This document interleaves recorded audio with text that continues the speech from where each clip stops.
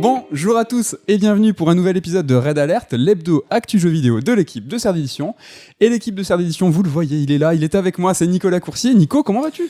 Bonjour Bédel Canafi, comment ça va ? Je crois que j'ai dit que tu étais l'équipe de Serre Je suis l'équipe de Serre d'Édition, je suis une l'équipe partie. à moi tout seul. Tu es Serre d'Édition, tu L'homme l'incarnes. orchestre. Exactement. Comment ça va ? Est-ce que tu as passé une belle semaine ? Ma foi, oui. Je pense- Entre froid et soleil. Je pense que c'est important de faire un point sur Elden Ring. Est-ce que tu l'as fini ? J'ai fini Elden Ring. Ça y est ? Et je ne suis pas le seul d'ailleurs ici, donc le podcast qu'on vous vend depuis 3 mois, c'est pour bientôt. Il est pour très bientôt, donc on va pouvoir passer à autre chose. Elden Ring, Ça y est, moi je pense que j'ai pas fait mon deuil, mais je passe à autre chose, ça y est. l'overdose un peu ou...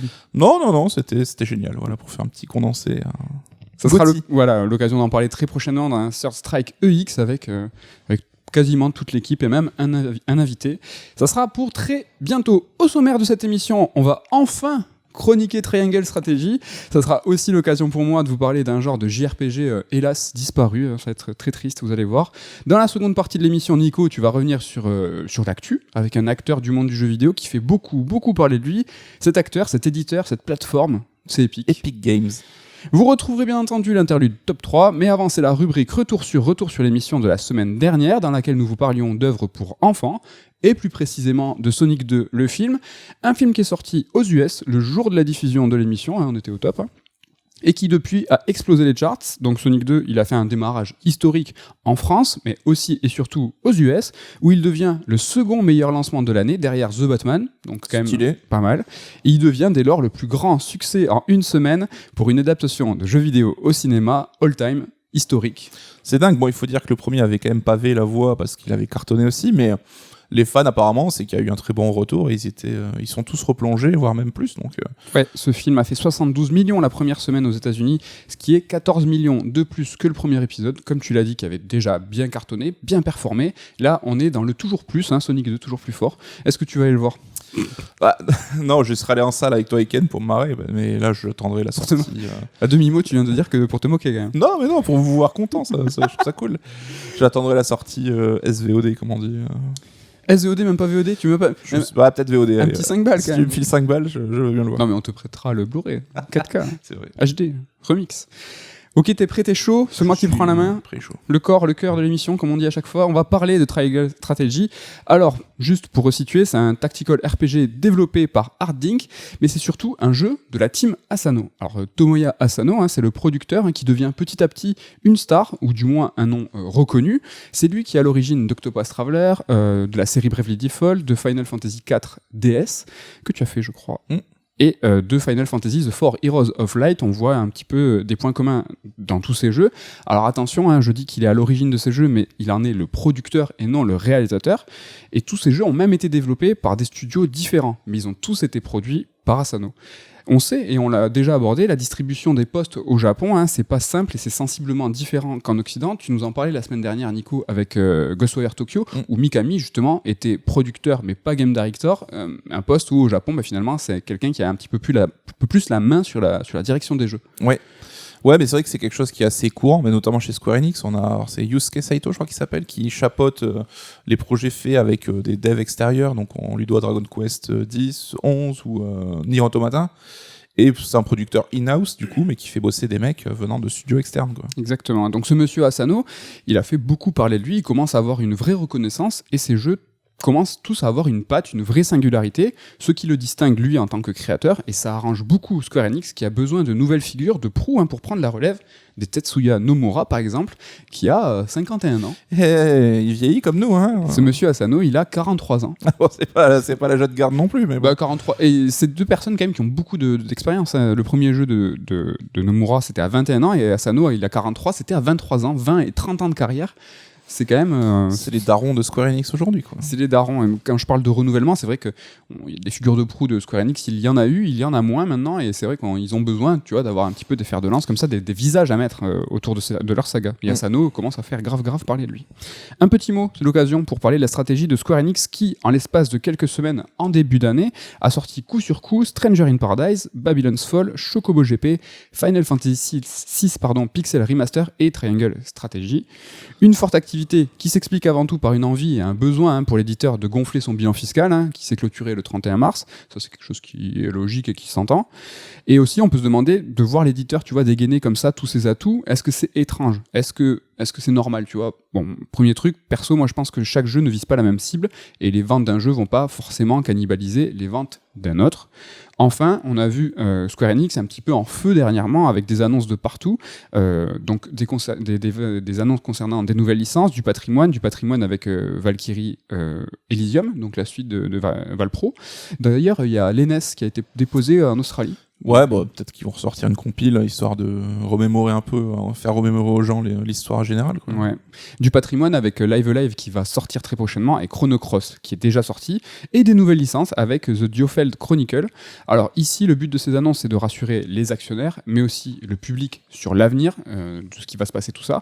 Et en ce qui concerne le dernier jeu là que j'ai cité, donc c'est The Diofeld Chronicle, on pourrait s'étonner de l'arrivée d'un autre tactical RPG en 2022, la même année que Triangle Strategy, qui est notre sujet du jour, faut-il le rappeler. Sachant qu'il y a des rumeurs insistantes d'un remaster remake soit d'FF Tactics soit de Ogre Tactics Ogre ou même les deux, donc là ça focalise pas mal sur le genre, quoi. Ce qui confirmerait encore le leak, le GeForce leak qui se confirme petit à petit, annonce après annonce avec dernièrement voilà, c'est garanti, quoi. Kingdom Hearts 4, mais c'est ouf, mais c'est vrai, t'as raison, c'est un petit peu appuyé. Donc concernant en fait ce renouveau du tactical, perso je pense que c'est pas vraiment étonnant, je pense que ça relève du besoin pour l'éditeur de remettre sur le devant de la scène un genre qui est sous-représenté sur console, mais qui est très très populaire sur mobile. Tous les spin-offs japonais de Tactical, Dragon Quest, Fire Emblem, sont des Tactical sur mobile, et Square Enix, en fait, il a tout intérêt en tant que spécialiste du genre à réinvestir les consoles avec des Tactical. Du coup, Square Enix insiste, martèle, et avec The Diofeld Chronicle, ils reviennent encore avec un nouveau Tactical pour nous inviter à découvrir, ou peut-être redécouvrir un genre, et surtout acheter le jeu, quand même, ça c'est un petit peu important pour eux. Nico, t'en penses quoi de toute cette stratégie de début d'année de Square Enix, la forme? C'est vrai qu'on les a un petit peu chamaillés, nous, Square Enix, dernièrement. T'as cité tous les jeux qui sont sortis au mois de mars. Si on faisait un peu un bilan sur la qualité globale, je pense qu'elle n'est pas forcément super élevée, même si Triangle, a priori, serait peut-être le plus réussi. Après, sur cette stratégie de bourrer du tactical sur une année, j'ai du mal à capter, quoi. Oui. C'est vrai que pour un genre qui a un petit peu... c'est un peu la disette sur console, t'en faire venir un, et limite, si tu veux occuper le terrain, un par an, pourquoi pas, tu vois, mais en faire au moins 2, voire plus sur une année. Pour réhabituer le public un petit peu. Ouais, mais bon, même un fan de Tactical comme vous pouvez l'être à la rédac avec toi, Ludo, Damien, tout ça, est-ce que t'as envie de te taper 3 Tactical dans l'année ? Oh, 9 mois d'écart, si Diofeld Chronicle c'est en fin d'année, ça me dérangerait pas. Ça me dérangerait pas. Je trouve ça logique, tu vois, il faut marteler, puis peut-être que le public va pas acheter les deux, et s'ils arrivent à capitaliser sur peut-être la moitié du public potentiel sur un titre, et l'autre moitié sur l'autre titre, je sais pas. Bon, voilà pour la parenthèse économie. Attaquons sur le jeu, parlons de Triangle Strategy. Alors j'ai pris mon temps pour cette chronique. À la base, je pensais pas le terminer, car il y a quelque chose qui m'a vraiment dérangé, mais bon, j'ai poussé et je l'ai fini hier soir. Donc j'ai terminé. Au cul du camion. Ouais, pour ceux qui l'ont fini, moi je suis un adepte de Rolando. Donc voilà, moi c'est ma lignée. Et comme pour Disco Elysium, le souci moi qui me chagrine avec Triangle Strategy, il se trouve au niveau de la narration et plus précisément au niveau du texte. Donc avant tout, je vous conseille d'écouter ou réécouter le Red Alert 24 dans lequel Nico et moi on revient sur Disco Elysium, et c'était à cette émission en fait où j'ai parlé un peu plus globalement du texte dans le jeu vidéo. L'idée aujourd'hui, c'est pas de se répéter. Donc on va essayer d'explorer le sujet un petit peu différemment. Alors très rapidement, pour ceux qui ne voient pas de quel jeu il s'agit, Triangle Strategy, c'est un tactical RPG pur jus, en HD 2D, la nouvelle techno rétro-contemporaine de Square Enix. Perso, je trouve ça sublime. Ça plaît pas à tout le monde. Nico, toi, t'en penses quoi techniquement? Je sais qu'on a fait un top 3 sur ce HD 2D. Ouais, mais j'aime bien, et je trouve que la technique est peaufinée avec le temps. Je trouve Triangle Strategy est de loin le plus beau jeu utilisant le procédé. Et ça lui donne un cachet, je trouve, incroyable, quoi, avec ce petit feeling pixel de l'époque. Enfin, tu vois, c'est vrai qu'on a tendance à vouloir revoir un peu les jeux en pixel, tu vois, genre un remaster d'FF Tactics dans son jeu de l'époque, mais finalement, est-ce que le passer en HD 2D serait pas un meilleur compromis, quoi? Peut-être. Moi, je trouve ça sublime. Toi aussi, tu es convaincu? Dites-nous. Pour simplifier les choses, on peut dire que ce Triangle Strategy, c'est un héritier direct de Final Fantasy Tactics, avec une histoire longue, dense, sérieuse, autour d'enjeux politiques. D'ailleurs, on se moque, je trouve, un petit peu de ce titre ultra basique, Triangle Strategy. Genre, ils ont gardé le nom de code du jeu qui s'appelait, pour rappel, Project Triangle Strategy. Project Triangle, même. Mais je pense, en fait, que c'est volontaire. Alors, je sais pas si c'est un hommage direct à Final Fantasy Tactics, parce que quand on y pense, FF Tactics, c'est un Final Fantasy Tactics. C'est vrai. Et Triangle Strategy, c'est la même chose. En fait, c'est un nom qui porte son concept. Et je trouve que c'est vraiment pas déconnant en tout cas. Ça manque un peu de lyrisme quand même. Oui, mais c'est vrai, tu vois, FF Tactics, il est légendaire aujourd'hui. Est-ce que c'est pas le nom le plus bête C'est vrai, qui ça existe. fait un peu nom de code, effectivement. Bon, pour ce qui est du déroulement du jeu, comme souvent dans les tacticals, on alterne entre phase de dialogue et phase de stratégie. Concernant les combats, ils sont géniaux. Ils réservent tous un petit twist. En fait, il faut pas simplement tuer tous les adversaires sur la carte. Il y a toujours une originalité dans la situation qui nous est présentée. La partie combat tactique, elle est top. Même si la complexité, tu vois, la profondeur de gameplay, elle est pas ouf. C'est basique. Mais c'est génial, franchement, ça. Est-ce que c'est pas accessible en fait plutôt, C'est très accessible, il y a pas vraiment. T'as pas à fouiller dans les menus, t'as pas beaucoup de trucs, t'as tes classes de personnages, tes niveaux d'armes. Tu vas pas, en fait, c'est pas un jeu Excel, tu vas pas diguer dans les menus, comment ça, pour tout bidouiller. Toi, je pense que ça va beaucoup. C'est un argument positif pour moi, oui, clairement. L'histoire, elle est passionnante, les personnages ils sont charismatiques, les designs sont très sympas, les enjeux sont clairs, malgré tu vois, la complexité politique de l'intrigue. On va penser, c'est sûr, à Game of Thrones. D'ailleurs, le héros se nomme Serenor Wolffort. Oh. Et Ludo, avec qui on a discuté, qui est aussi sur le jeu, qui va vous en parler très prochainement sur Strike avec toute l'équipe, il m'a avoué qu'il avait pensé à la famille Stark, donc c'est pas déconnant et vous y avez sûrement pensé aussi. Un mot sur la bande-son d'Akira Senju, c'est excellent, il y a vraiment des thèmes puissants, épiques, ça colle parfaitement au tactical en fait, tout simplement. Et ce Akira Senju, je sais pas si ça te parle, c'est un nom qui est pas très connu. Il a bossé sur Tales of, mais en fait il a surtout bossé sur des animés, FMA, Gundam par exemple. Ils essayent de renouveler un petit peu le pool des compositeurs, mais c'est un ancien, il faut respecter, ce monsieur a 61 ans. Donc c'est puissant. Ça renouvelle. Ça renouvelle, mais il y avait besoin, je pense, tu vois, de maturité, il y avait besoin de quelque chose d'épique pour faire. Et là, ils sont allés chercher quelqu'un qui avait de l'âge, et franchement, elle est mortelle cette bande-son. Le bilan, je vous ai dit qu'on allait aller vite. Le bilan, c'est des combats trop bien, une histoire passionnante, des personnages attachants et variés, une OST de grande qualité. Graphiquement, c'est trop beau. N'en jetez plus, le jeu est incroyable sur tous les points. Mais du coup, c'est quoi le problème ? Où est le loup ? C'est quoi mon problème ? Où est le wolf ? Alors comme dans une bonne rupture amoureuse, je dirais que le problème c'est pas lui, c'est moi. Alors mon souci il est très ciblé, il se niche dans sa narration. En fait, dans Triangle Strategy, entre deux séquences de combat, il faudra se taper plus d'1 heure de dialogue et franchement je minore pas du tout le truc. Certes le jeu est joli et les personnages sont mignons, mais la mise en scène elle reste très sommaire, donc 1h30 de petits bonhommes qui discutent, franchement c'est long. Mais c'est pas le plus dérangeant, ce qui m'embête vraiment, c'est que le jeu il use majoritairement du texte pour délivrer son histoire, et ça m'ennuie quand on n'est pas dans un livre, mais dans un jeu. Lire ne me dérange pas, pour rappel, nous sommes des éditeurs. Ce qui me dérange, c'est que l'outil narratif utilisé, majoritairement, c'est l'outil de la littérature, et pas celui du jeu vidéo. Raconter une histoire uniquement avec des mots, c'est du langage littéraire. Raconter avec du gameplay, c'est du langage vidéoludique. Mais bon, je suis pas un ayatollah, je conçois qu'on puisse utiliser des phrases dans une narration de jeu vidéo. Le souci, c'est quand c'est majoritairement du texte. Majoritairement, je galère à le dire.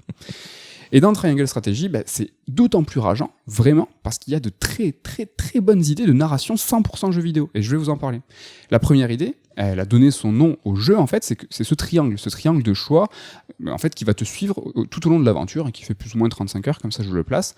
Donc tu as liberté, pragmatisme et moralité, et toutes tes actions, tous tes dires, en fait, ils seront souvent à mettre en balance entre ces trois notions, et tu vois, faire un choix, c'est de l'interactivité. Donc ok, c'est du jeu vidéo. Mais en fait, Triangle Strategy, il va aller bien plus loin et il va mettre en scène ce choix de très belle manière et surtout, il va y injecter du gameplay. En fait, à des moments clés du jeu, le héros, il va réunir ses compagnons, 7 d'entre eux, afin de leur exposer une situation un petit peu épineuse. Et en fait, il va leur demander de voter. Il va leur demander un choix binaire, bien qu'à parfois c'est 3 choix. Il va demander oui ou non, on va là, ou on va ici, ou on va là. C'est de circonstances. Exactement. Et là, on se dit, ok, on incarne le héros et on choisit pas. C'est chelou quand même. Sauf que le jeu, il est trop malin parce qu'en fait, il va nous permettre de discuter avec chaque membre de l'équipe pour jauger son avis et peut-être le convaincre de faire ce qu'on veut nous. Alors déjà, c'est super intelligent, c'est ludique, ça twiste complètement ce qu'on peut attendre d'une séquence de tribunal statique où on serait dans une position attentiste. Là, c'est pas du tout le cas, c'est l'inverse. Et en fait, on doit faire des choix, mais c'est nous qui... En fait, on doit pas faire des choix nous, mais c'est nous qui avons les cartes pour que les gens, en fait, suivent nos désirs à nous. En fait, c'est une simulation un peu... de fourberie, tu vois.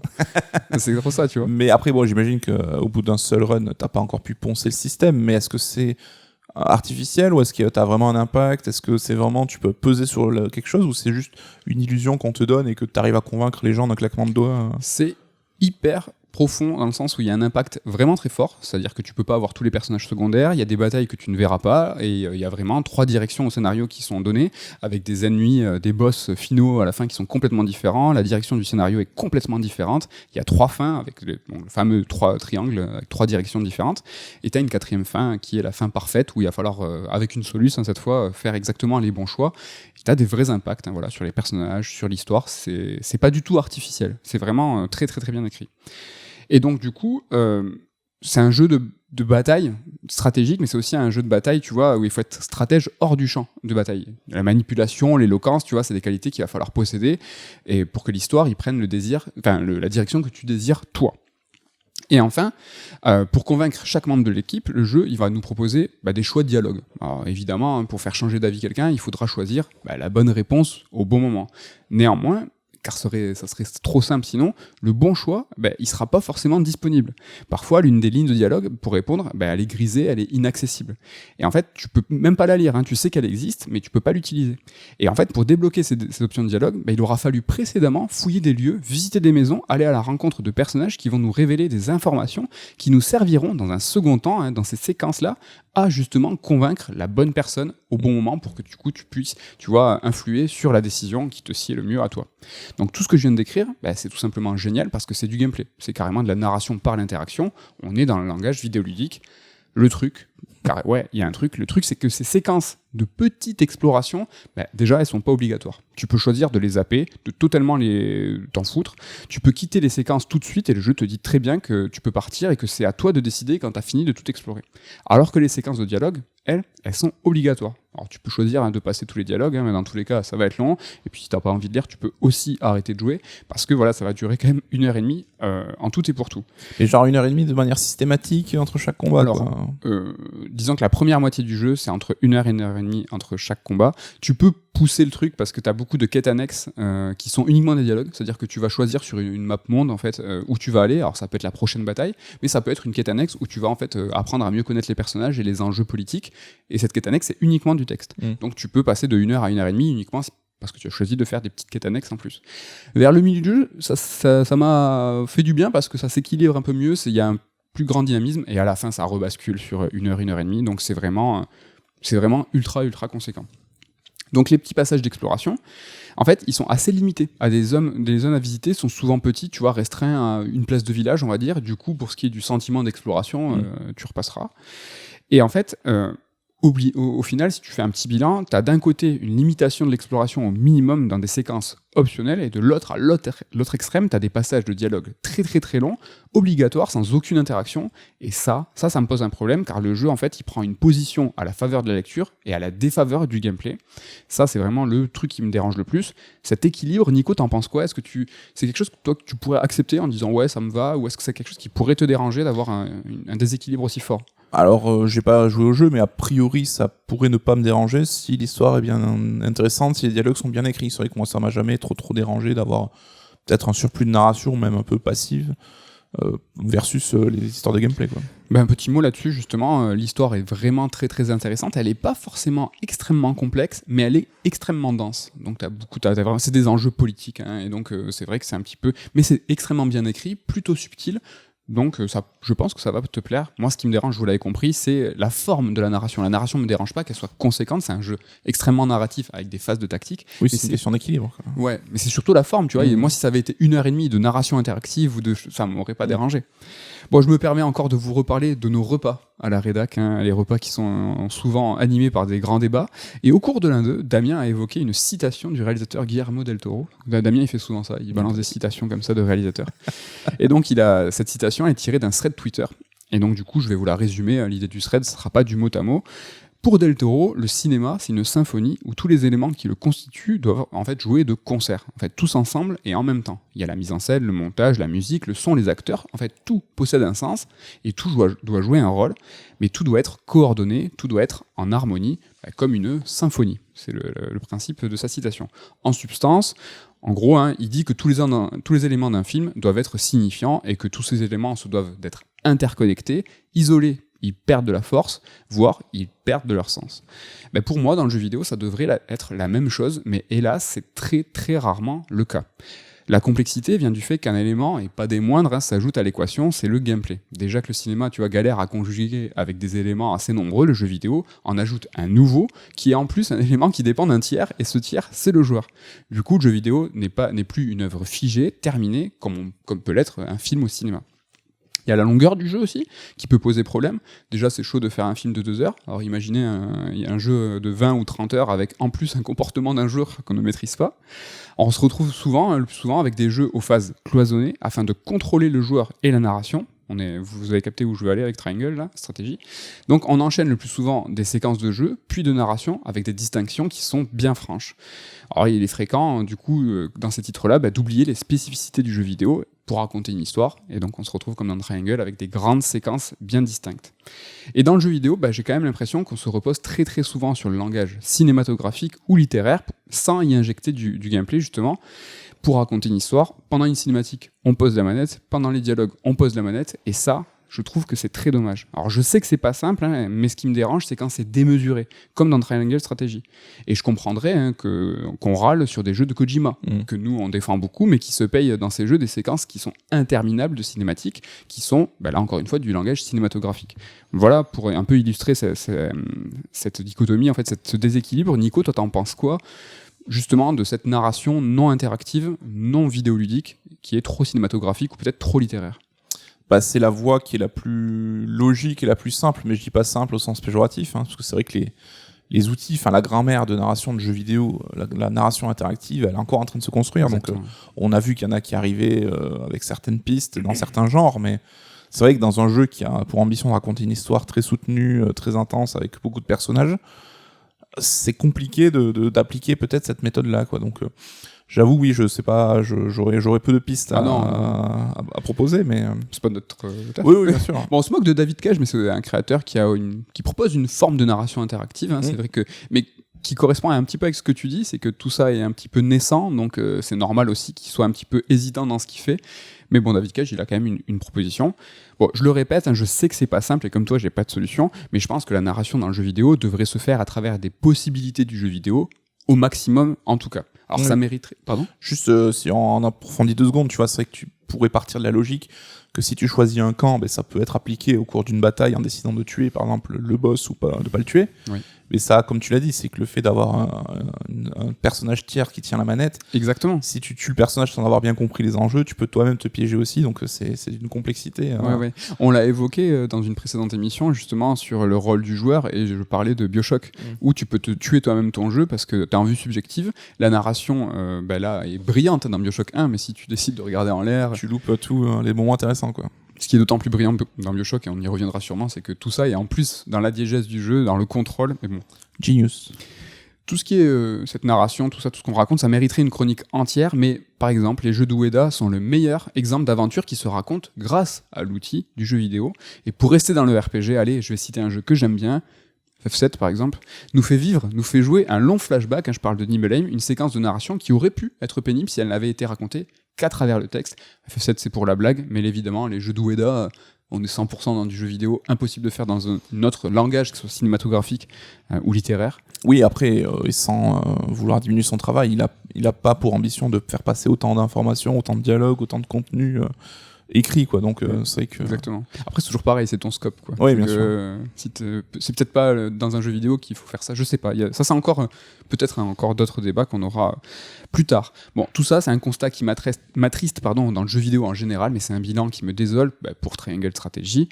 Je suis deg parce que les tacticals en fait c'est un genre que j'adore, mais genre vraiment, tu vois. Et en plus j'adore les tacticals façon JRPG. Parce qu'il y en a d'autres que j'aime beaucoup. Gears Tactics, qui est trop bien, Mario et Lapin Crétin et son DLC, c'est important, qui est trop génial, et je cite un dernier coup de cœur, c'est Invisible Inc., un tactical d'espionnage développé par Clay Entertainment, ces génies développeurs sur lesquels on reviendra sûrement plus tard. Le souci, c'est que le modèle de tactical qui me plaît le plus, il n'existe plus. Alors je m'explique, des genres tactical, il y en a plein, il y a le tactical sérieux, Tactics Ogre, FF Tactics, il y a les tactical historiques, Valkyria Chronicle, Jeanne d'Arc, les tactical avec des thématiques plus cool, Project Cross Zone, Disgaea, il y a les tactical qui font genre ils sont sérieux mais en fait ils sont pas sérieux, Fire Emblem, Advance Wars, même si la guerre c'est pas marrant mais le ton est quand même plus léger dans ces jeux, jeux. Il y a les tacticals où ça parle, les tacticals où ça parle pas, vous avez compris l'idée, mais tous ont en commun un élément, ils sont tous épiques. En revanche, ils partagent tous un autre point commun, c'est que l'exploration est absente. Il n'y a pas d'exploration dans les tactical RPG. Alors en fait, c'est dans les codes du tactical de ne pas proposer d'exploration. J'entends de l'exploration comme on peut avoir dans les autres JRPG. Et on pourrait se demander pourquoi il n'y a pas d'exploration dans les tactical. Est-ce que c'est parce que le destin individuel de chaque héros est moins pris en compte dans un tactical que dans un JRPG classique? Est-ce que les héros sont-ils moins identifiés? Franchement, pas trop, quoi. Dans un JRPG classique, tu gères aussi un groupe et il y a des héros très forts dans les tacticals. Donc c'est pas la bonne piste. Est-ce que c'est parce qu'il y a moins d'incarnation? Est-ce qu'il n'y a pas qu'un seul grand héros dans un tactical? Est-ce qu'il manque d'identification? Non plus, ça marche pas. Est-ce que c'est parce qu'on contrôle des troupes armées et non des groupes d'aventuriers? Pas mal. Je pense que c'est plus par là qu'il faut se diriger. Merci. Parce que les conséquences, tu vois, d'une bataille dans un tactical a des conséquences plus globales, géopolitiques, alors que dans un JRPG plus classique, c'est le destin des héros, c'est plus individuel. Ou tout simplement, la bonne solution, celle que je te propose en tout cas, c'est je pense que dans ces jeux, ils proposent pas de séquences d'exploration pour mettre l'emphase sur les batailles, tout bêtement. Les tactical RPG sont des jeux tactiques plus que des JRPG. Est-ce que tu vois la nuance? Ouais, carrément. Ce que je veux dire, c'est que un JRPG se définit en grande partie par son système de combat. On parle d'action RPG, on parle de tactical RPG, on parle de RPG au tour par tour. On va toujours préciser le sous-genre du RPG par son système de combat, ce qui va donner parfois des catégorisations un peu à l'emporte-pièce, genre Yakuza 7, c'est un JRPG parce qu'il possède un système de combat au tour par tour.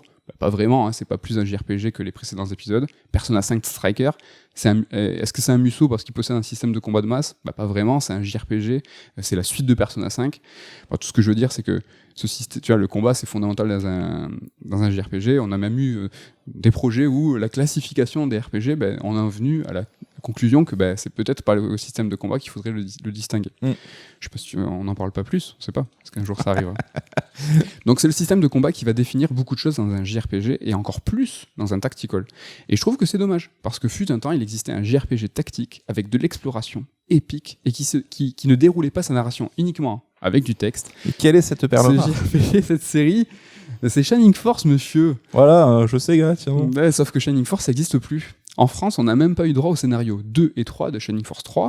Et pour rappel, c'était un épisode qui était sorti en 3 versions, racontant la même histoire, mais sous 2 points de vue, avec à la fin la réunion des deux dans un dernier jeu.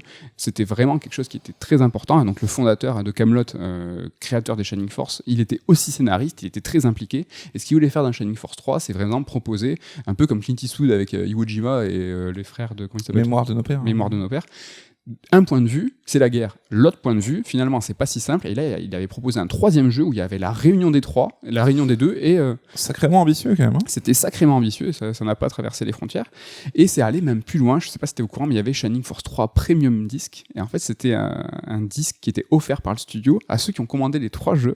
En fait, il fallait que t'envoies les preuves d'achat. Et le studio t'a envoyé ce disque. Il y avait des combats en 3D en plus, des vidéos, et il y avait un journal de bord secret qui racontait la relation très dure qu'il y avait avec Sega, les difficultés qu'ils ont eues, et ils se sont séparés à la suite de ça.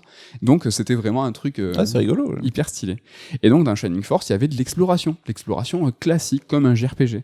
Tu pouvais visiter des villages, discuter avec des gens, utiliser des objets, faire des quêtes annexes, trouver des persos en plus. C'était une vraie dinguerie. Et si tu regardes même les spin-offs de Shining Force, ils cherchaient toujours l'aventure. Je vous parlais la semaine dernière de The Holy Ark. Et en fait, c'était une version aventure de jeux comme Etrian Odyssey, une série de JRPG, mais avant tout des dungeon crawlers. Encore une désignation par le système de combat, encore une fois un sous-genre qui délaisse l'histoire pour mettre l'emphase sur les combats et les donjons aléatoires. Et en fait, du coup, Shining Force, en 2 mots, c'est Camelot qui a développé cette série, un studio qui s'appelait Sonic Software Planning avant, et en fait qui a créé la série Shining Force. Ils ont fait tous les épisodes entre 91 et 98, ils ont réalisé quand même 12 jeux en 8 ans, ce qui est pas mal. Donc Shining Soul, c'est pas eux, Grasshopper a participé à Shining Soul d'ailleurs. Et en fait, c'était un studio interne à Sega. Jusqu'à Shining Force 3, ils sont devenus indépendants, ils ont changé de nom, ils se sont appelés Camelot à partir de là. Ils ont un peu bossé pour Sony, pour Everybody's Golf, vite fait. Et aujourd'hui, Camelot, ils bossent surtout avec Nintendo. Ils ont fait les Golden Sun, et depuis 10 ans, ils font les versions sport de Mario Tennis, Mario Golf. Donc il n'y a aucune chance, de revoir un Shining Force développé par Camelot, car l'IP, la propriété intellectuelle et la possession de Sega, surtout en sachant que ça s'est très très très mal fini à la fin avec Shining Force 3. Donc c'est mort, le deuil, il faut faire son deuil, c'est foutu. Je sais pas, après Sega, ils ont l'habitude de sous-traiter leur licence maintenant à droite à gauche, on sait jamais. Il y a eu un espoir. Il y a eu un esport. Un esport qui se nommait Shining Force Heroes of Light and Darkness, un jeu mobile développé par Vespa, un studio sud-coréen. Mais c'est fini, remballer les espoirs, ça a été annulé. En fait, le développement, il a pris trop de temps à cause de négociations avec Sega et Hive. Hive, c'est juste une société intermédiaire qui négocie les droits. Ça a pris trop de temps. Ça sent la grosse embrouille, cette histoire. Le contrat est devenu caduc. Sega, c'est des gens avec qui c'est compliqué de négocier. Tu signes des contrats, eux, ils temporisent, à dessein ou pas, sur des détails. Et ton jeu coûte trop cher, ton contrat devient caduc. Ils te disent, si tu veux finir ton jeu là, il faut re-signer un contrat. Et donc tu repasses à la caisse pour quelque chose que tu as déjà payé. Mais c'est une histoire un peu bizarre, et l'annulation en plus elle est toute récente, ça date il y a quelques jours. Red Alert, on est dans l'actu ou pas dans l'actu là? Je sais pas. Non, c'est les boules. Donc voilà, c'était sûrement un free-to-play, mais le design était vraiment sympa. Il reprenait aussi les mises en scène rapprochées. J'ai pas revenu sur ça, mais Shining Force, c'était un tactical où quand tu demandais à ton héros de taper, il y avait un changement de la séquence qui était vu, tu vois, un petit peu de dessus. Là, quand ça attaquait, hop, t'avais une mise en scène où tu voyais le héros en gros qui tapait avec les pouvoirs et tout. Et ça, c'est quand même pas très fréquent dans les tacticals. T'as souvent un point de vue extérieur où t'as tes petits personnages qui font des pouvoirs, mais c'est un petit peu éloigné.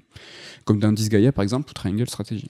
Du coup, je suis un orphelin des Shining Force. Une série qui regroupait tout ce que j'appréciais dans les tacticals, mais c'est une série qui n'existe plus. Et c'est d'autant plus triste, en fait, qu'il n'y a aucune série qui a pris la relève. C'est donc plus que les Shining Force qui ont disparu, c'est ce tactical très précisément. Donc il existe des propositions un peu hybrides, style Mute Lagoon, mais bon, ça n'a jamais arrivé en France, ou Ark the Lad. J'avais bien aimé l'épisode PS1 qui se rapproche un peu de Shining Force, mais j'ai pas fait les suites. Donc du coup, j'ai pas fait tous les jeux. Donc si vous connaissez des tacticals avec des explorations, dites-moi, parce que je suis dans la plus grande des détresses. Non, ça fait mal. Comme tu le dis, je pense que c'est un problème de scope où les tacticals, tu te retrouves avec l'accent mis sur les combats. Enfin, toi, en gros, ce que t'aimerais, c'est un JRPG classique avec des combats tactiques au lieu d'avoir des combats tour par tour habituels, quoi. Ouais, exactement. Mais avec vraiment, tu vois, des séquences comme Shining Force le faisait, où tu pouvais même utiliser des objets, aller dans les villages, dénicher des trucs. Mais dans Triangle Strategy, j'imagine qu'il y a des combats qui durent 3/4 d'heure, 1 heure, comme dans Tactique. Et c'est là où ça marcherait moins, je pense, le côté. Shining Force, ils étaient conséquents, les combats. Un petit peu moins. C'était quand même, t'avais des grandes batailles. Alors, c'était peut-être pas 1 heure, 1 heure et demie, mais c'était aussi équilibré. De toute façon, on cherche pas, Shining Force, c'est parfait. C'est juste que ça n'existe plus. Et c'est là où est toute ma détresse. Moi, j'espère que tu nous donneras un mot, peut-être dans un retour sûr, parce que Triangle Strategy, je crois que c'est un jeu qui te branche. Ouais, carrément, je pense que je le ferai cet été, ça sera mon jeu de l'été, je ne sais pas. En tout cas, on vous en reparlera très prochainement, peut-être par la voix de Nico, mais aussi par la voix de Ludo, qui va participer, qui est là en ce moment avec nous dans les bureaux, et on va faire un Sur Strike avec toute la team, là très prochainement, dans les jours et semaines qui arrivent. Damien va s'y mettre aussi, peut-être qu'il vous en parlera. Donc voilà, Triangle Strategy, je vous en parle enfin, mais vous entendrez sûrement parler à d'autres occasions. Il est l'heure de faire une pause tranquillement avec l'interlude top 3. Un top 3, alors classique, mais qui fait plaisir, un top 3 de cœur. On va vous parler du top 3 des magazines de jeux vidéo. On vous dira pourquoi, je pense, quand on arrivera au top 1, pourquoi de ce top-là. Vas-y, balance-moi ton top 3 des magazines de jeux vidéo. En tant que nostalgique que nous sommes et alimenté là-dessus, je commence par un magazine qui, pour le coup, n'est pas si vieux que ça. C'est JV Le Mag. Donc, les potes de JV Le Mag qui ont su reprendre le flambeau, et aujourd'hui, ils sont pas nombreux à porter cet héritage de la presse jeux vidéo papier. Et qui ont su s'en tirer plutôt bien. Ils en sont presque au numéro 100 maintenant, avec à chaque fois des dossiers de fond qui essaient de se détacher un petit peu de l'actu. Ils ont suivi un peu la mue qu'on attendait de la presse jeux vidéo depuis un bail, et donc voilà, donc ça fait quand même partie, je pense, des lectures qui sont à recommander en ce moment, quoi. Ouais, force à eux. Moi, je lis vite fait Canard PC justement pour le versant indé, parce que c'est un petit Itchios. Je suis un petit Itchios, donc ils tiennent bien à jour. Mais bon, on va dire qu'il y a Jeux Vidéo Magazine qui tient, parce que il y a le nom, il y a l'antériorité. Côté plus ouvert grand public. Ils déméritent pas, mais ils sont là sur le temps. Mais sinon, voilà, c'est un petit peu difficile pour eux, donc force à eux, c'est pas simple. Mon top 3, moi, c'est Console Max, mon gars. Alors, franchement, c'était pas le meilleur des mags. Mais voilà, on était ados, on avait chacun un petit peu une obédience différente, donc on allait, nous, à vélo, à Intermarché, dans le rayon presse, on se retrouvait tous les... Alors, pourquoi on se retrouvait tous les matins jusqu'à ce que ça sorte? Parce qu'on avait envie d'acheter le magazine, et quand il était pas, on était deg. Et je sais que Console Max, moi, je suis tombé sur ce mag-là, avec le numéro 18 sur la couve Final Fantasy 9, et franchement, c'était a posteriori, c'était pas ouf, quoi. C'est pas le mag le plus connu, je pense, mais c'était un ancien Console Plus, en fait, qui avait monté son propre mag. Et si je dis pas de bêtises, c'était un peu l'arrivée en France de ce que deviendra Yellow Media, en fait. C'était un peu leur premier Je sais magazine. pas si c'est du coup très cool. Mais du coup, voilà, ça faisait revenir un peu des anciens de la presse, enfin des anciens qui Ouais. avaient quitté certains magazines. Mais c'est cool, ils avaient leur particularité, c'était une notation un peu plus dure que les autres. Ah, c'était un petit peu léger. Genre quand quand t'as 90%, t'étais une tuerie Ah, ouais. intersidérale, quoi. Genre il y en a eu un ou deux, pas plus. Exactement. Et pour l'anecdote, il y a eu que 51 numéros, là où on voit JV qui approche les 100, d'autres qu'on va sûrement parler plus tard, mais tu vois, des magazines pseudo-cultes. Ouais, ça fait relativiser en fait, quoi. Ouais, c'était 99-2004, Console Max. Allez, ton top 2. Alors tu parlais d'obédience, moi j'étais acquis Ah oui. à cause de Console Plus, donc j'achetais mon Console Plus religieusement tous les mois. Voilà, donc fan de HL, et on a eu la chance de pouvoir rencontrer HL, c'était un peu un rêve de gosse pour moi, on va dire. Et Console Plus qui fait bien. Alors pourquoi il est deuxième et pas premier ? Parce que, avec le recul, là aussi, je me suis rendu compte que ce qui était l'humour, le ton et tout, finalement, j'avais peut-être une préférence pour un autre mag dont on va parler tout à l'heure. Mais Console Plus, ça reste quand même culte, avec cette rubrique Japon tenue par Kagotani-san, qui était super pointu sur le sujet. Ça parlait d'arcade. On avait tous les rédacteurs de la grande époque, avec les fameux encarts, oui, mais non, machin. Donc voilà, Console Plus, ça reste mon magazine de jeunesse, malgré tout. Le petit encart qui donne voix au chapitre à un autre testeur, c'est sympa, pour ça. avoir un point de vue C'était différent. souvent très ramassé. JV le fait. Ouais. Donc Console Plus, un magazine historique qui a tenu. Alors j'ai pas le nombre de numéros, mais lui il a éclaté les scores. Hein. Il a tenu très longtemps. Alors je crois pas qu'ils aient atteint les 200, mais il y a eu plusieurs équipes qui l'ont repris à différentes époques. Ah ouais, il y a eu plusieurs écoles. Il y a eu la team de Kevin à Moguri. C'est vrai, qui ont été. Ils sont qui passés. ont repris le flambeau à la fin. Parlons de Moguri, on va rester sur les RPG. Mon top 2, moi, c'est Gameplay RPG / Background, les magazines de Georges Grouard, alias J. Voilà, c'est une patte, c'est une façon de voir la presse qui nous a, nous, inspirés. C'est-à-dire que lui, il avait vraiment son délire de faire des dossiers de 10, 20, 30 pages. Et c'est presque notre envie, nous, de faire de l'édition, de dire, c'est quoi plus que 30 pages ? C'est 100 pages, c'est 200 pages, c'est un livre. Et en fait, cette envie de J de toujours amalgamer la connaissance, la culture, la mythologie, l'histoire, tout ça, et en fait de ne pas se limiter aux jeux vidéo, tests, critiques techniques, c'est aussi de parler de ça comme une culture, et ça nous a beaucoup plu. Ouais, et puis ils ont beaucoup milité pour le JRPG en fait, c'est un genre qui était méconnu en France, où il n'y avait pas beaucoup de représentants. Et il y a toute une génération de lecteurs qui sont pris de passion pour ces titres-là. Et nous, on en connaît pas mal ici, parce que ceux qui en bossent sont un peu comme ça aussi. Gameplay RPG, premier magazine du monde, de l'histoire, de l'humanité, sur les RPG. Donc tu as dit l'emphase sur un genre. En tout cas, on en a souvent parlé, nous, comme l'une des inspirations qui nous a amené à monter Console Syndrome à l'époque. Et j'insiste sur Background aussi, un magazine qu'on a beaucoup apprécié et qui a finalement tenu qu'un an. Février 2006, mars 2007. 11 numéros, ouais. Ouais, alors il y a un 12e numéro secret. Il y avait un numéro 0 qu'on a eu la chance de lire en PDF sur Prince of Persia.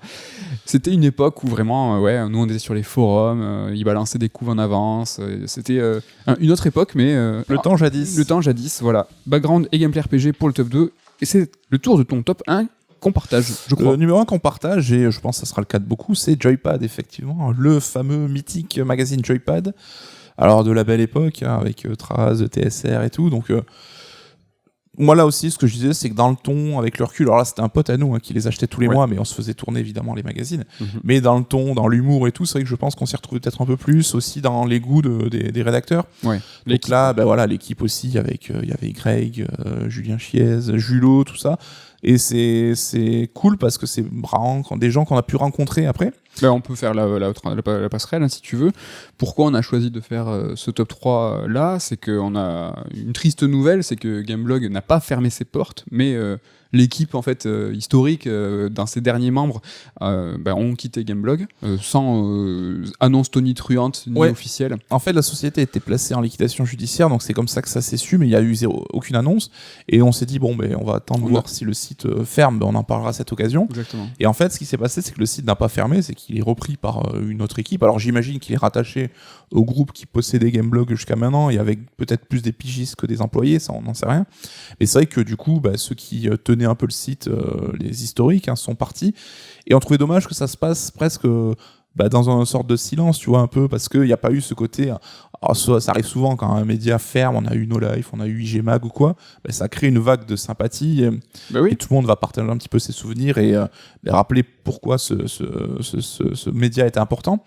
Et Gameblog n'aura même pas droit à ça de manière un peu paradoxale, alors qu'on peut se réjouir que le site ne ferme pas, hein, mais c'est un site qui a quasiment, je crois, 15 ans maintenant, pas loin. Oui, c'est un site qui a, historique aussi, qui était top 3 presse en France web. Et nous, qui a été très important pour nous, on y était, nous, Day One, le premier jour à l'ouverture, on a créé notre compte. C'est un site qu'on a consommé, qu'on a lu énormément, avec une équipe qu'on appréciait beaucoup. Enfin, c'était les mecs de Joypad et de Gaming qui revenaient. D'où le lien avec notre top d'aujourd'hui. On finit sur notre top 1 Joypad. C'est l'équipe fondatrice, les piliers de Gameblog. Ouais. Et de manière plus égoïste, ils ont été un support pour nous au lancement de Console Syndrome, donc à l'époque notre première maison d'édition. Ils nous avaient laissé un blog VIP pour pouvoir parler de notre travail. Ils avaient mis en avant notre premier bouquin Assassin, d'ailleurs, dont la préface était écrite par Raon. Raon, qui a été le rédac-chef de Gameblog pendant très longtemps. Et c'est des mecs à qui on est devenus potes aussi, qu'on a pu rencontrer, qu'on a pu discuter. Ouais. Et on peut raconter vite fait, c'est vrai, quand on a sorti notre premier bouquin, à l'époque Console Syndrome, sur Assassin's Creed, à l'occasion d'Assassin's Creed Brotherhood, on avait eu la chance en fait de jouer au jeu les premiers en France, mais peut-être en Europe, ou je sais pas. On était vraiment très chanceux, on avait réussi à avoir quelques exemplaires de notre bouquin, et en fait on était allé dans la rédaction faire le tour des rédactions de jeux vidéo, et on était assez fébrile à l'arrivée de la rédaction de Gameblog à l'époque où ils étaient chez Ankama, parce qu'on rencontrait, alors pas nos idoles, mais on rencontrait des gens qu'on respectait énormément et pour qui on avait, tu vois, il y avait une certaine émotion. Ça peut paraître ridicule hein, quand on écoute ça de l'extérieur et a posteriori, mais pour nous c'était vraiment comme rencontrer des mecs importants pour nous. On a mené pas large. Hein. Ouais, donc il y avait Traz, Julo, Julien, Rahan, je crois qu'il y avait Tiger déjà qui était en stage.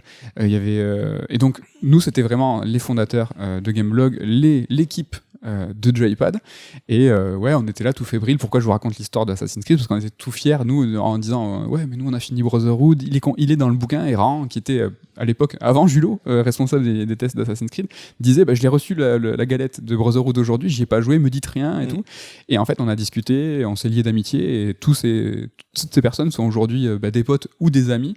On a pu croiser Rahan à Montréal, on a fait un E3 avec eux, aujourd'hui on les appelle, c'est rigolo et c'est touchant de savoir que ces mecs-là sont devenus des potes, et on voulait vite fait à notre petite mesure un peu leur rendre hommage et partager ces souvenirs avec vous quoi. Voilà. Allez, on va presque pleurer. Est-ce que tu peux nous remonter le moral là et nous balancer une grosse chronique une grosse chronique, un bon son bien sale sur Epic, s'il te plaît, et une chronique Epic s'il te plaît. Je m'y emploie. Je m'y emploie tout de suite parce qu'aujourd'hui, tout le monde connaît Epic Games. La société américaine est au cœur de l'actu du jeu vidéo depuis quelques années. Et là, il n'y a pas une semaine qui passe sans une annonce qui soit liée de près ou de loin à Epic ne soit faite. Et dans des domaines un petit peu variés, on va le voir, parce que récemment, on a eu droit à plusieurs annonces. On a eu l'annonce d'un partenariat avec Lego autour d'un projet de métaverse destiné à un jeune public. Alors ça, trop ce que ça veut dire. Mais... on sait pas ce que ça veut dire. On a failli en faire un retour sur, parce qu'on parlait la semaine dernière des œuvres pour le jeune public et que c'était important, c'était le respect. Et en fait, là, tu vois Epic et Lego qui disent nous on va faire un métavers pour les jeunes. Pour les jeunes. Alors est-ce qu'il y a du respect? Est-ce qu'il va y avoir du respect? Alors déjà, il est où le respect? Et surtout, c'est quoi un métavers? J'ai l'impression que peu de gens sont clairs là-dessus, parce que c'est un univers virtuel. On a tous compris que Roblox, ça faisait de l'argent et que je pense qu'ils l'ont compris et aussi. qu'il y avait besoin en fait juste peut-être de sécuriser, de canaliser tout ça.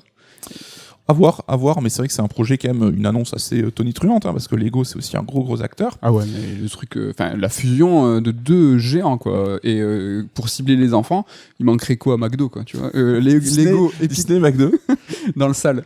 Alors cette semaine aussi, on a eu la mise à disponibilité officielle pour les développeurs de l'Unreal Engine 5, après quasiment une année, je crois, d'accès anticipé.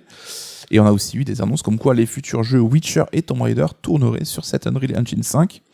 Et là, bim, patatras, juste avant qu'on enregistre, il y a quelques jours, on a eu l'annonce d'une levée de fonds réalisée par Epic à hauteur de 2 milliards de dollars, c'est gigantesque. Et tout ça pour poursuivre le développement de la compagnie. Une levée de fonds, c'est pas un crowdfunding, c'est une ouverture du capital. Ils sont pas nécessiteux, s'il vous plaît. La Valérie Pécresse en mode un appel, s'il vous plaît. Non, c'est qu'ils ont ouvert une partie du capital. Voilà, donc sur ces 2 milliards, il y en a la moitié qui vient de la société Kirkby, donc c'est la maison mère de Lego, je ne savais pas qu'elle existait, voilà. Kirkby, ouais, c'est un peu dur à prononcer. Et le second milliard, ça vient de Sony, et Sony, c'est son 3e investissement en 2 ans chez Epic. Les premiers étaient plus mesurés, c'était 200 millions et 250 millions. Qu'est-ce que c'est ? Là, ils se sont dit, vas-y Joe, passe la seconde, envoie le chéquier. Donc voilà, Sony a investi 1 milliard dans Epic. Et donc, voilà, au-delà de cette augmentation de capital, aujourd'hui, Epic, c'est toujours possédé à 40% par Tencent, le chinois Tencent, qui est l'éditeur le plus important aujourd'hui du jeu vidéo. Voilà, même si on en parle moins que Activision, Electronic Arts ou quoi, c'est lui aujourd'hui le daron du game. Un marché différent, le mobile, l'Asie, ça nous touche un peu moins, c'est vrai. Mais en tout cas, voilà, c'est certain, Epic est devenu un acteur incontournable de l'industrie et il faut qu'on en parle parce que c'est quand même assez important. Il faut qu'on en parle. Alors, petite historique rapide, vous inquiétez pas, ça va durer 2 secondes, mais Epic a connu en fait de multiples vies depuis sa fondation qui date de 1991, à l'époque sous le nom de Potomac Computer System.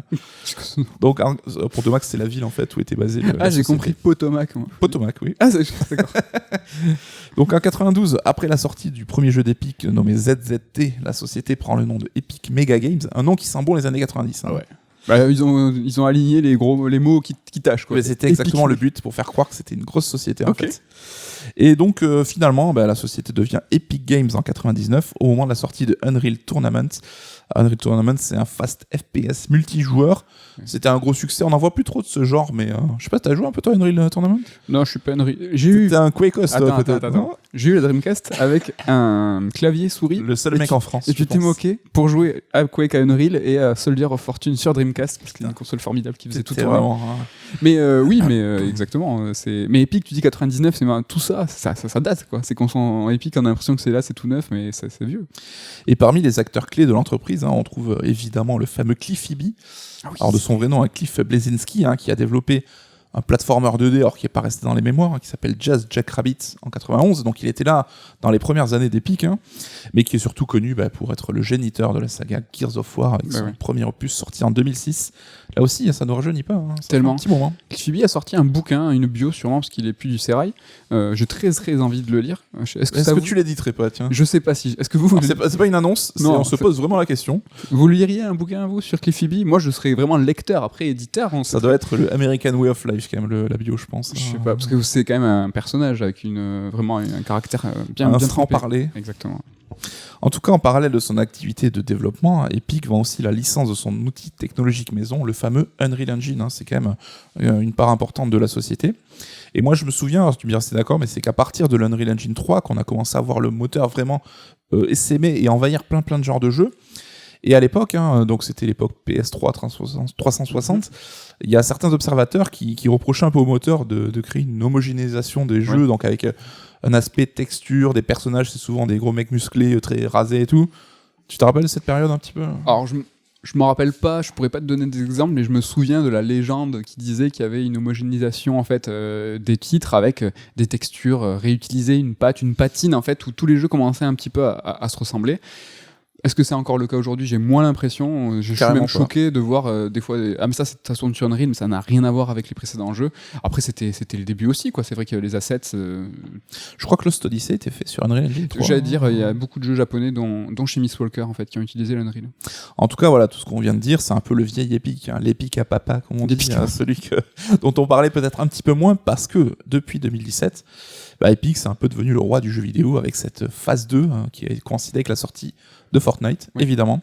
Donc Fortnite, qui avait eu un lancement pas très spectaculaire en fait, mais en catastrophe, c'est doté d'un mode Battle Royale pour surfer sur le succès de PUBG qui faisait fureur à côté.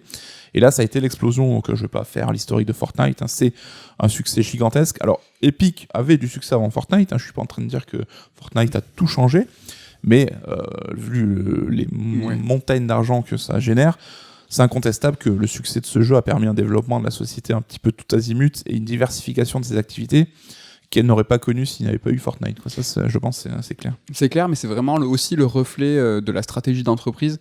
Tu l'as dit, dès le début, ils ont développé des jeux, ils ont développé des moteurs. Tous les studios développent des moteurs, alors, surtout à l'époque, en interne, mais ne les commercialisaient pas forcément. Eux, ils ont tout de suite eu en fait, cette fibre commerciale de dire ce moteur, on va en faire de la thune.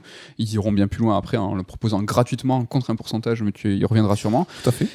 Et là, en fait, Fortnite, c'est un four à pain. C'est-à-dire que Cliffy B a participé sur la première mouture du jeu, et puis quelqu'un, alors je ne connais pas l'histoire, a dit, mais franchement, ça, il faut le recycler et en faire quelque chose qui deviendra légendaire. Idée de génie. Donc, tu vois, ils ont vraiment cette fibre entrepreneuriale, tu vois, de dire, on a des acquis, on a du matériel, il va falloir toujours plus le recycler et le vendre, et on voit que c'est déjà dès la racine, en fait. Faire feu de tout bois, peut-être. Faire feu de tout bois, peut-être.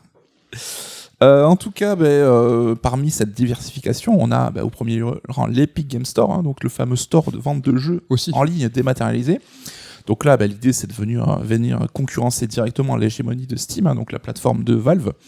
Et là, ils ont voulu faire un petit peu bouger les lignes en ce qui concerne la répartition de l'argent sur les ventes. Hein. Donc là, l'industrie fonctionnait sur un traditionnel 70-30. Ouais. En gros, un jeu qui est acheté sur Steam, le développeur, l'éditeur récupère 70%, Steam en tant que vendeur récupère 30%. Là, Epic arrivait avec un 88-12, donc qui eux-mêmes jugent comme plus fair, enfin plus juste, quoi. Donc là, ça a quand même fait pas mal bouger les lignes. Hein. Et on a eu cette petite guéguerre entre les deux plateformes avec Epic qui achetait pas mal d'exclus, hein, qui dépensait beaucoup de thunes pour acheter des exclus à sa boutique.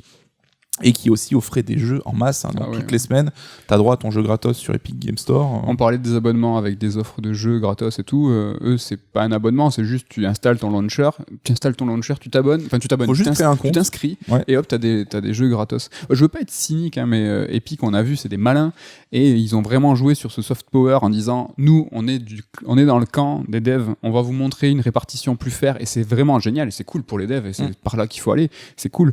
Mais j'ai pas, au fond, là, je me dis, c'est quand même extrêmement maîtrisé, extrêmement volontaire.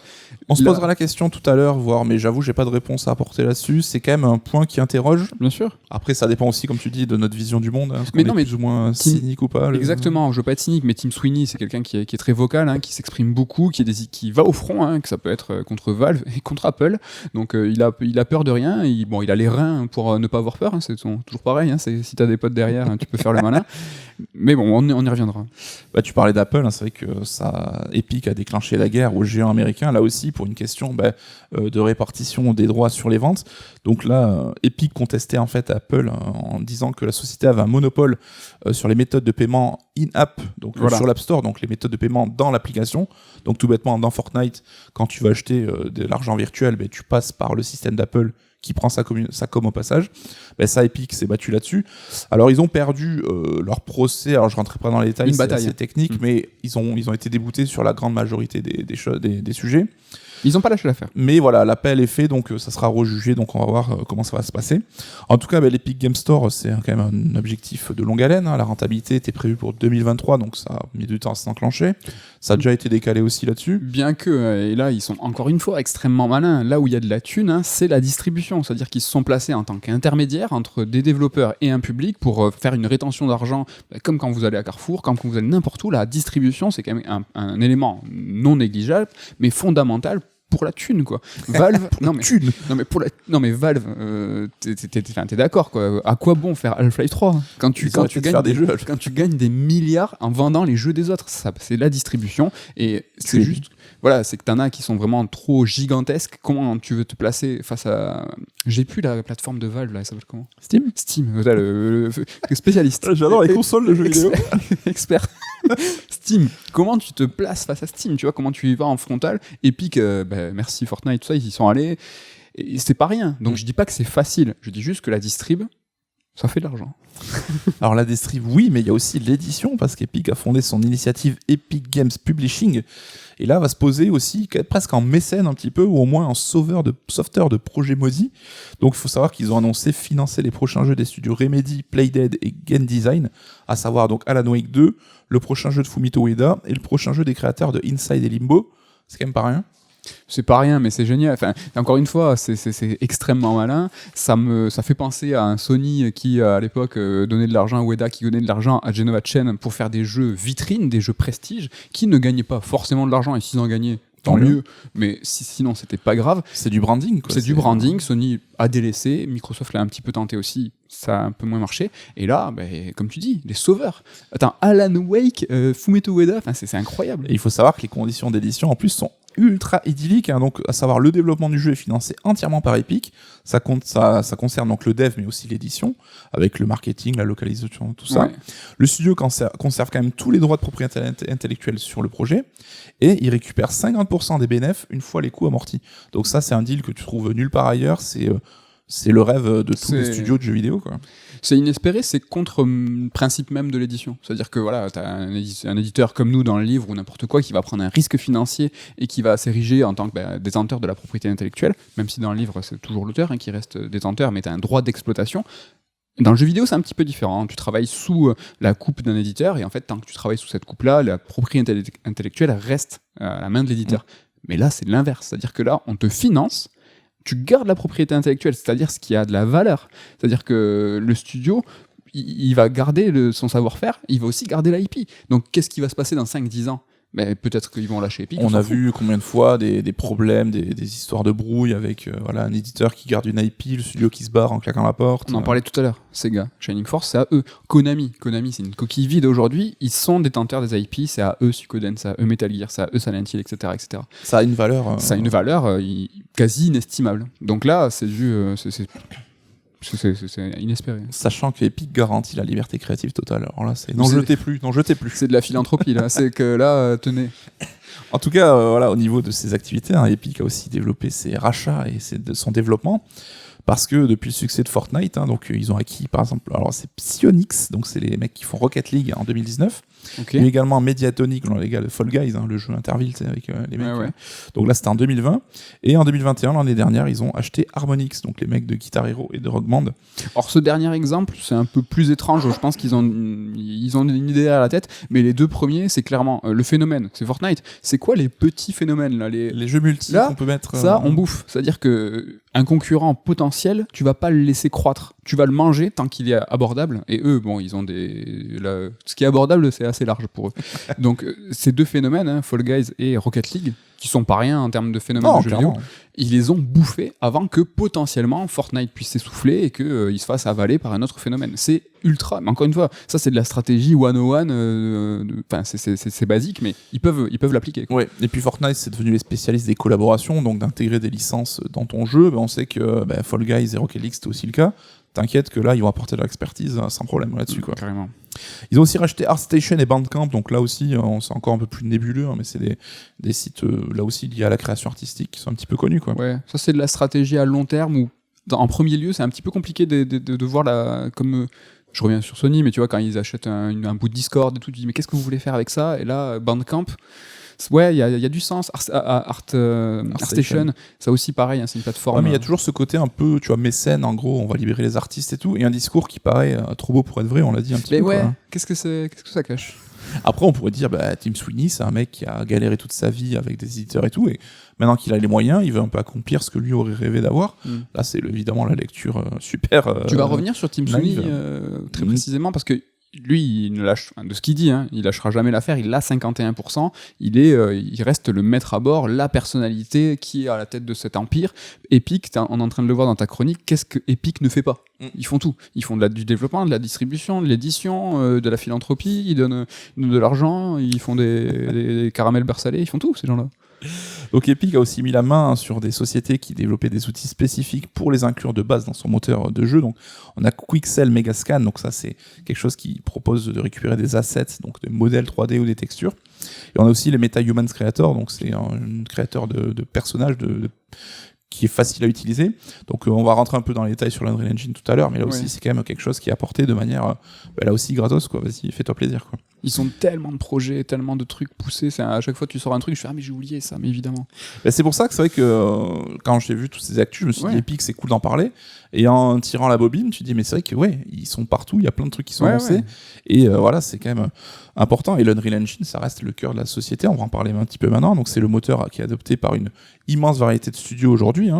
Donc là, il a une politique tarifaire qui est là aussi un petit peu imbattable, c'est-à-dire que notamment pour les indés, c'est que le moteur est gratuit, donc tu peux le télécharger et l'utiliser gratos, et tu paieras donc des redevances, en gros des royalties, uniquement si le chiffre d'affaires généré par ton jeu atteint le $1 million. Donc au-delà d'1 million, toutes les sommes générées à partir de ce point-là, Epic récupérera 5% du chiffre. Donc si ton jeu, alors je vais pas dire se plante, mais fait moins d'1 million, ça sera gratos, donc tu as pu utiliser les outils gratuits. Et si tu atteins 1 million, tu as quand même gagné de l'argent, donc tu peux en refiler un petit peu à Epic là-dessus, c'est comme ça qu'ils font leur business, quoi. En tout cas, même les gros studios commencent à se laisser aussi tenter, notamment beaucoup de studios japonais, on l'a dit. On sait que la génération PS3 360, ils ont eu une difficulté un petit peu lever le niveau technique pour aller sur des moteurs, des trucs un petit peu plus complexes. Ils avaient aussi leur habitude de toujours développer un moteur, des outils perso, voire par saga, des fois par jeu, à chaque fois partir d'une feuille blanche. Ça, c'est quelque chose, un développement un petit peu à l'ancienne, et ils ont vu que aujourd'hui les budgets explosants, c'est quelque chose qui est de toute façon pas tenable en économie d'échelle, comment en fait on crée un jeu, et même le Japon s'y est plié. Parce que si vous avez lu nos bouquins sur la légende FF13 ou Final Fantasy XV, vous avez vu combien ils ont galéré en interne sur leur création de leur outil. Donc c'était les Crystal Tools et le Luminous Engine. Ça a généré des retards, ça a généré des confusions, et à chaque fois c'était des moteurs qui étaient adaptés pour un jeu mais qu'il fallait quasiment retaper pour pouvoir l'adapter sur un autre type de jeu. Là finalement ils se sont dit vas-y, on va prendre le Unreal Engine, ça sera plus simple à gérer. Et maintenant Square Enix, il y a énormément de projets qui passent sur l'Unreal Engine, dont Tomb Raider, il y a Kingdom Hearts 3, 4, FF7 Remake aussi qui était là-dessus. Exactement. Donc c'est quand même beaucoup, et il n'y a pas que Square Enix. Namco Bandai par exemple avec Dragon Ball FighterZ ou Tekken 7, c'est de l'Unreal Engine. Et là on disait qu'aujourd'hui l'Unreal Engine ça peut s'appliquer à tous les styles. Dragon Ball FighterZ, quand tu le vois, tu dis mais on n'est plus dans ce moteur qui uniformise un peu tous les projets, quoi. Ouais, là on voit un peu la variété en fait de direction artistique et de techniques qui peuvent être déployées avec l'Unreal, c'est carrément impressionnant. En tout cas, le moteur il semble super polyvalent, et donc on l'a dit, des résultats variés. T'as Days Gone, Psychonauts 2, Batman Arkham, Shenmue 3 ou Jedi Fallen Order qui sont faits sur Epic. Donc on a même oui, sur Unreal, pardon, le moteur Epic. Donc on a même des jeux PlayStation Studios, je vais parler de Days Gone qui utilisent, et beaucoup de Xbox Game Studios aussi. Donc on sait que Hellblade 2 sera là-dessus. Enfin, en tout cas, Microsoft ne rechigne pas à déléguer un peu la partie technique de tous ces studios sur l'Unreal Engine, quoi. C'est là où c'est malin, c'est quand les grands constructeurs utilisent ces moteurs pour leurs jeux, ça fait souvent plus d'1 million de chiffre d'affaires. Et c'est des projets que je te raconte même pas quand ce sera Witcher 4. En tout cas, tu l'as dit, Epic se pose en partenaire majeur de ces constructeurs, et donc sa place sur l'échiquier est d'autant plus importante. Et pour le moment encore, pour un moment du moins, on va voir combien de temps ça dure, mais il reste quoi, les Electronic Arts, les Ubisoft, qui restent un petit peu avec leur moteur perso. Mais voilà, c'est des projets que je viens de le dire sur le Witcher 4. On a parlé, tu vois, j'ai un peu mal parlé du Japon avec leurs vieilles habitudes de développer un studio. Electronic Arts, ça n'apprend pas beaucoup plus. Les problèmes qu'il y a eu sur Mass Effect. Avec le Frostbite. Avec le Frostbite qui était un moteur de FPS. On leur a dit, mais faites un jeu de monde ouvert. Enfin, pas monde ouvert, mais en 3D, enfin, un TPS. Bref, il n'y a pas que le Japon. Il y a aussi, et tu l'as dit, Electronic Arts qui peinent. Il y en a certains qui ont leur petit moteur qui marche bien. Capcom, ils ont leur moteur. Ils l'ont bien façonné. Ouais, mais tu vois, c'est des projets que tu avais le Red Engine, et on voit que Cyberpunk, ça a été compliqué. Là aussi, pareil, pour la suite, ils se sont dit, vas-y, on utilise des outils qui sont existants. Parce que t'es pas rentré dans le détail, mais ouais, c'est un moteur, mais t'as tout le support. Et ça, c'est quelque chose qui est extrêmement cher. T'as des gens en interne qui ont développé tous les assets et tout, mais si t'as un souci, t'as quelqu'un qui l'a et en fait qui est presque contractuellement obligé de t'aider. Oui, et puis surtout c'est un outil qui est connu, donc t'as beaucoup de développeurs qui l'utilisent, donc quand tu recrutes cette personne-là, t'as pas à le former à des outils maison. C'est vrai, exactement. Et on voit par exemple, tu as Quantic Dream qui ont leurs propres outils aussi, des outils très spécifiques, et là qui s'attaquent à un développement d'un jeu Star Wars qui sera monde ouvert. Je serais pas étonné que leurs outils, ça crée plein de conflits en interne. Et là, quand tu veux recruter des gens aussi, ils ne connaissent pas ton outil, il faut les former, c'est une perte de temps. Alors que si les mecs, tu leur dis, on passe sur Unreal Engine, tu vois, alors j'en sais rien, mais je serais pas étonné que s'il faut, Quantic aille sur ce type de moteur-là dans le futur aussi. Moi, je mettrais bien une pièce.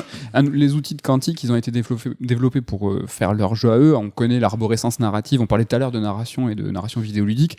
C'est quelque chose qui était très important pour les jeux de Quantic. Je suis pas sûr qu'ils soient très facilement adaptables pour un monde ouvert, ne serait-ce que pour un jeu d'action. Donc, moi, je suis d'accord avec toi. Et surtout que les salariés, la main-d'œuvre, aujourd'hui, c'est le nerf de la guerre. Tout le monde s'arrache les développeurs qualifiés. Parce que ça devient compliqué de recruter, et tu les attires plus facilement en disant viens bosser sur l'Unreal Engine que tu connais par cœur et où tu apporteras ton expertise, plutôt que de te dire viens, vas-y, on va te présenter nos outils de A à Z, quoi. Exactement. Parce que c'est vrai que là aujourd'hui la tendance c'est le monde ouvert, et c'était peut-être le seul aspect où l'Unreal Engine n'était pas encore non plus peut-être dominant, mais on voit que c'est clairement leur objectif avec l'Unreal Engine 5 d'aller sur ce genre de typologie de jeu. Et d'ailleurs, la démo de Matrix qu'ils ont dévoilée, qu'on a pu télécharger, c'était clairement là-dessus une déclaration d'intention claire, hein, donc on veut aller là-dessus. Et c'est cadeau en plus. Et c'est cadeau, on peut utiliser tous les assets comme on veut. Et le partenariat avec CD Projekt et Witcher, il va clairement dans ce sens-là. Tellement Witcher 3, c'était un peu l'un des parangons du monde ouvert, on se doute que si CD Projekt il va pour Witcher 4, ils pourront faire ce qu'ils veulent, quoi. Carrément. Et on parle de jeux vidéo, hein, mais il faut pas oublier aussi toute l'utilisation du moteur au cinéma, dans la pub. Hein, on sait que justement Matrix Résurrection, certaines scènes d'effets spéciaux, de séquences d'effets spéciaux sont faites dans l'Unreal Engine. Et évidemment, la série Mandalorian, on a vu, ça a été largement mis en avant. Des deals qui sont sensiblement différents. Je pense pas que c'est à partir de 1 million que Epic touche de l'argent. Je pense que c'est un poil différent dans le jeu vidéo.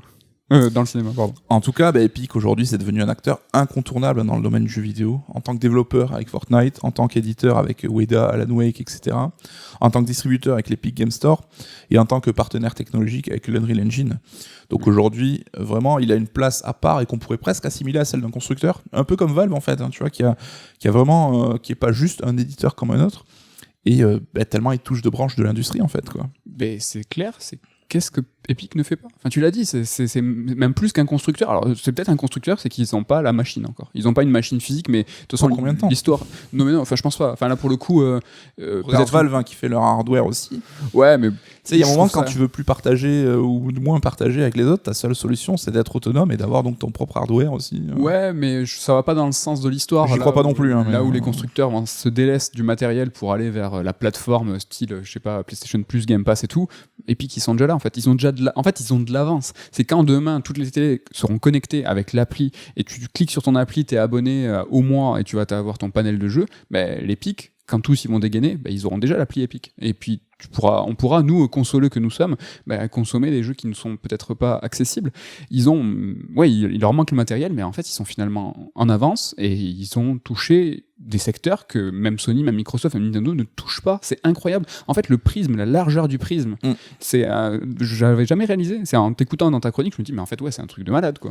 Et tout ça, ça rapporte de la thune. Hein. Il faut savoir qu'aujourd'hui, Epic est valorisé à hauteur de 31,5 milliards. Ok. Donc gigantesque, sachant que l'an dernier, c'était 28,7 milliards. Donc ça grimpe et pas doucement.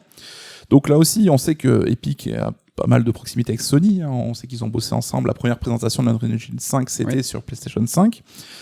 Au-delà même de PlayStation, il y a des partenariats qui sont envisagés. Est-ce qu'on pourrait croire à un rachat ? Bon, ça reste cher, je pense que c'est hors de portée. Mais c'est vrai que j'imagine que là, Epic, il attise la convoitise. Alors peut-être pas de Sony, mais tu vois, est-ce que les gros comme Amazon, Apple ou Disney, s'ils se disent « je veux rentrer dans le jeu vidéo de manière vraiment claire et nette », est-ce que ça serait pas un peu la cible de choix ? Je sais pas. Je pense qu'il va y avoir plutôt une guerre stratégique avec des partenariats. C'est-à-dire qu'il y aura la team Sony Epic. Est-ce que Microsoft va s'acoquiner ? Alors, je dis n'importe quoi. Va plutôt Valve. Apple, vous êtes américain. Ouais. Tu vois, et en fait, du coup, ça sera pas des rachats, ça sera pas des fusions, parce que là, en même temps, on dit ça, mais on n'en sait rien. Tiens, aujourd'hui, on vit dans des trucs où c'est des 70 milliards de rachats.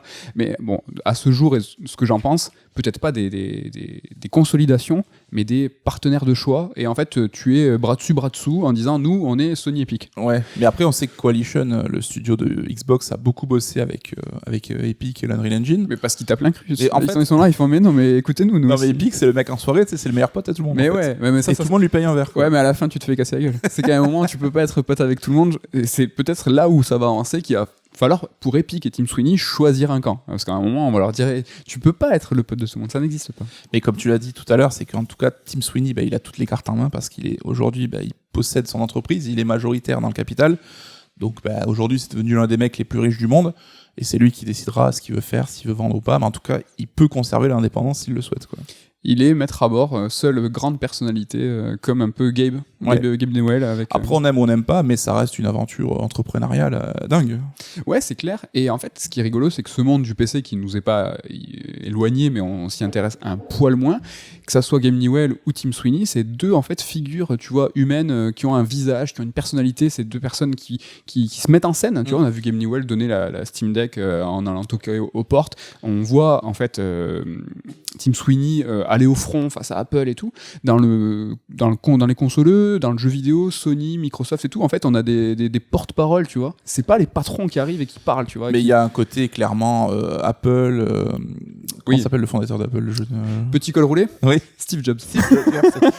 Ou même Tesla avec Elon Musk et tout. C'est des mecs qui créent une sorte presque de culte de la personnalité sur une entreprise. Enfin, Elon Musk, aujourd'hui, il y a plein de gens, c'est une sorte de gourou pour certains mecs. Après, on aime ou on n'aime pas les personnalités, mais ça crée une sorte de mythe du succès entrepreneurial sur la figure d'un seul homme, quoi. Ouais. Je citerai Afflelou, moi, Alain, qui a, tu vois, non mais t'es un lunetier. Afflelou, c'est le. T'es un lunetier, franchement. Est-ce que tu te dis, moi je suis lunetier, je veux me mettre en scène? Mais en fait, c'est ça, c'est qu'il faut, il faut une figure humaine pour, en fait, un petit peu incarner une société, une façon d'être, une façon de penser. C'est souvent, ou peut-être de temps en temps, un petit peu illusoire, mais ça, c'est ce qui fonctionne, quoi. Alain Flelou, le Steve Jobs français, je pense qu'on peut conclure, là. Je pense qu'on peut conclure là-dessus. Écoute, merci beaucoup pour ta chronique, c'était mortel. Est-ce que tu as un truc à nous mettre sous la dent pour la semaine prochaine? Alors déjà, petit, comment on dit, disclaimer. Ouais, je voulais le dire en français, je ne saurais pas le dire. Petit avertissement. Petit avertissement. La semaine prochaine, tu te tapes énormément de podcasts, toi. Tu vas faire tu es notre Nagui à nous, le téléthon du podcast. Donc, bon courage à toi déjà, parce que moi, je vais pas participer à tous. Tout ça pour vous dire qu'il va y avoir beaucoup de podcasts là qu'on va vous proposer. Un Sur Strike avec la team, un EX Elden Ring avec un invité. Il va y avoir quoi? Un Raid Alert. Un sœur d'émission aussi. Un sœur d'émission, c'est quoi déjà? Qui arrivera, je ne sais pas. Ah oui, c'est sur pas forcément un jeu vidéo, mais un truc très très stylé, très très titanesque. Qui arrivera peut-être en juin. Ouais. Donc voilà, tu vas charbonner. Voilà, pour le Raid Alert, tu me dis, t'es chaud. Moi, je serai pas prêt pour Chrono Cross. Je pense que j'aurai pas le temps. Alors, j'ai peut-être un truc sur la ligne éditoriale des studios pour vous reparler de Returnal.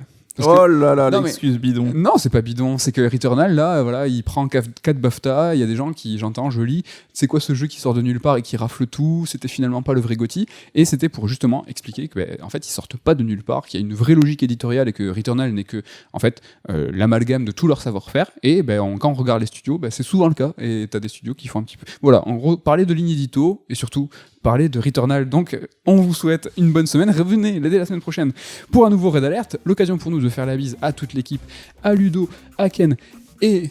Ludo, à Damien. Ken et à Damien. Comment j'ai oublié Damien Méchery, c'est incroyable. Merci à tous et à la semaine prochaine. Bye bye.